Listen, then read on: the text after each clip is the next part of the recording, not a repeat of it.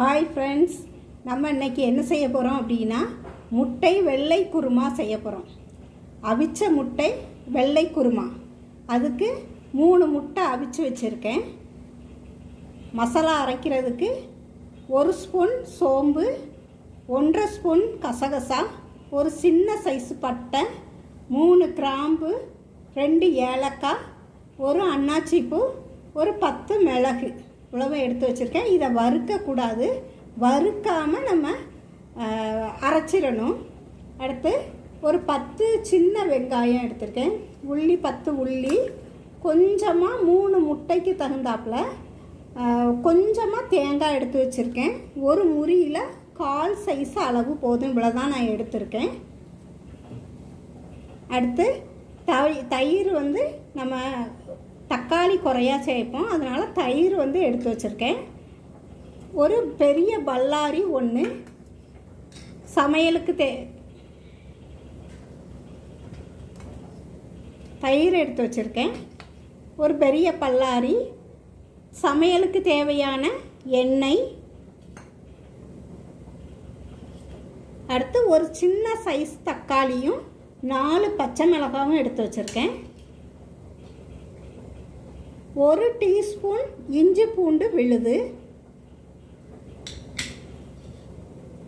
தாளிதத்துக்கு தேவையான பட்டை, கிராம்பு, ஏலக்காய், அடுத்தால புதினா இவ்வளவும் எடுத்து வச்சுருக்கேன். இது தேவையான பொருட்கள். இனிமேல் நம்ம அவிச்ச முட்டை வெள்ளை குருமா எப்படி செய்ய போகிறோம் அப்படின்னு பார்ப்போம். ஒரு ஜாரில் இந்த பட்டை, ஏலக்காய், கிராம்பு, அன்னாச்சிப்பூ, மிளகு, சோம்பு, கசகசா இதை எல்லாத்தையும் ஒரு ஜாரில் போட்டு இதையும் சேர்த்து இது கூட தேங்காய், உள்ளி இதை எல்லாத்தையும் நான் நல்லா ஒரு பேஸ்ட்டாக அரைச்சிடுவேன்.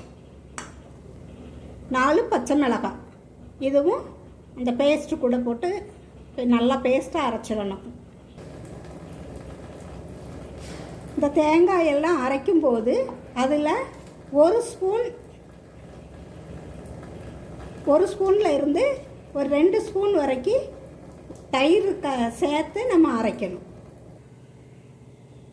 இப்போ பேஸ்ட்டாக நல்லா ஒரு பேஸ்ட்டாக அரைச்சி கொண்டு வந்தாச்சு மசாலா. அடுத்து முட்டையை சின்ன சின்ன பீஸாக கட் பண்ணி வச்சுருக்கு. இப்போ நம்ம எப்படி செய்யணும், அவிச்ச முட்டை வெள்ளை குருமா எப்படி செய்யணும்னு பார்ப்போம். இப்போ அடுப்பு பற்ற வச்சு கடாயை அடுப்பில் வச்சுருவோம். கடாயை அடுப்பில் வச்சாச்சு. இப்போ சமையலுக்கு தேவையான எண்ணெய் 1 2 4 ஸ்பூன் எண்ணெய் ஊற்றிருக்கேன். குருமாவுக்கு கொஞ்சம் எண்ணெய் நல்லா அதிகமாக இருந்தால் நல்லாயிருக்கும். இப்போ எண்ணெய் நல்லா காஞ்சிட்டு இப்போ தாளிதத்துக்கு தேவையான பட்டை, கிராம்பு, ஏலக்காய் இதை போட்டு பொரிஞ்சதும் இந்த ஒரு மீடியம் சைஸ் பல்லாரி வெட்டி வச்சுருக்கதையும் போட்டு வதக்கும்.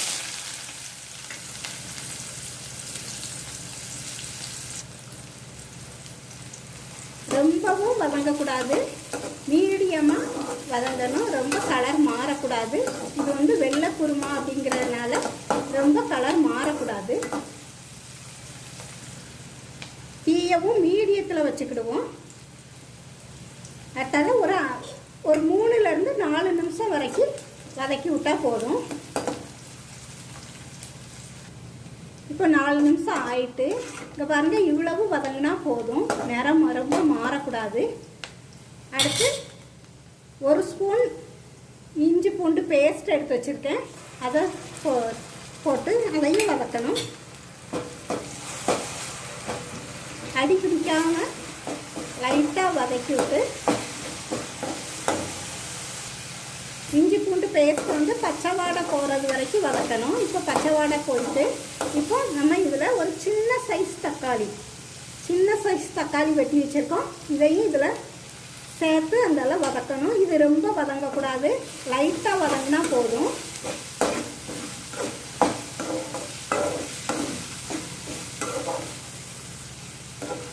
இப்போ நம்ம இதோட புதினாவை சேர்த்துக்கிடுவோம்.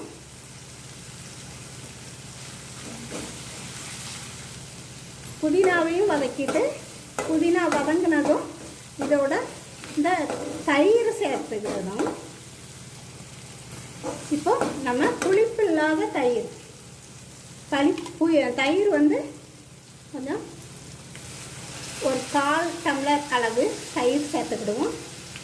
ஏன்னா 3 முட்டை தான், கம்மியான அளவு தான், அதனால் 1/4 டம்ளர் அளவு தயிர் சேர்த்துருக்கேன். நம்மளுக்கு தேவைப்பட்டதுன்னா திரும்ப நம்ம சேர்த்துக்கிடலாம்.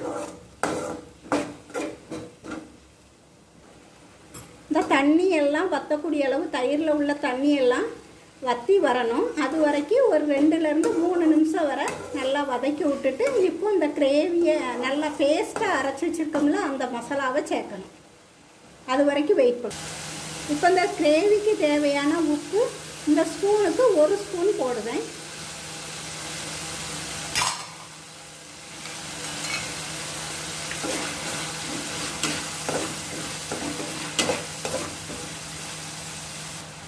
இந்த கிரேவியில் உள்ள இந்த தயிரில் உள்ள தண்ணி எல்லாமே தண்ணி வற்றிட்டு இப்போ நம்ம இந்த பேஸ்ட் அரைச்சி வச்சுருக்கத கலந்து வதக்கி விடணும்.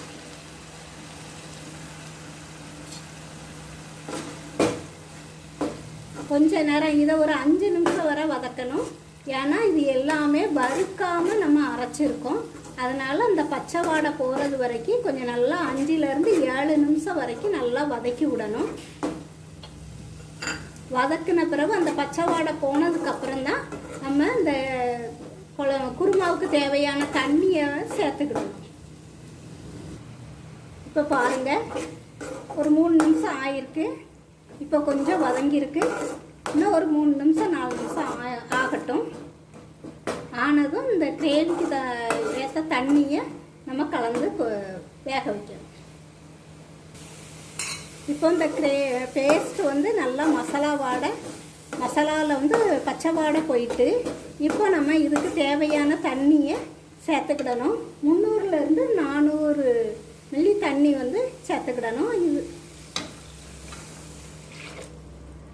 இப்போ இதை நல்லா கொதிக்க விடணும்.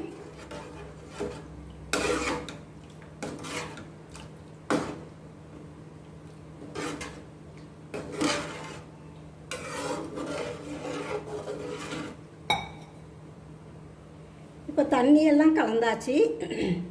இப்போ தீ வந்து ஸ்டவ் வந்து மீடியத்தில் இருக்குது. இதை ஃபுல் ஸ்பீடில் வச்சுக்கிடணும்.